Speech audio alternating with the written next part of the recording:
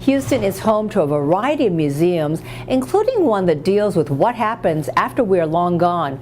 Now, it may sound morbid, but it is not. 713 News arts and culture reporter Henry Yao goes to the National Museum of Funeral History that is all about the dead.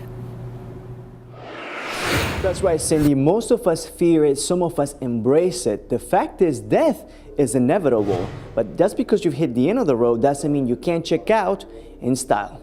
But it's not at all macabre here. It's interesting. It's just all very surprising and definitely something you don't ever learn about otherwise. From designer hearses to coffins for three, simple or ornate, funeral history has evolved as much as fashion, and the National Museum of Funeral History has captured it all. It sounds like it's sort of a morbid museum, but it's not a morbid museum at all. It's very educational and it's very, very well done. This one-of-a-kind museum shows us what happens to some of us after we're off. The museum says it houses America's largest collection of funeral service artifacts, bringing to life a subject most people are hesitant to talk about. I was wondering if it was going to be like, oh, like embalmed bodies someplace, or just really creepy, but it isn't. It's very well done. The museum takes you on a whirlwind adventure of ancient cultural and existing funeral practices. It celebrates man's oldest custom, serving as a reminder that life is simply too short and that we must consider how we like to be remembered. In North Houston, Henry Yao, 713 News.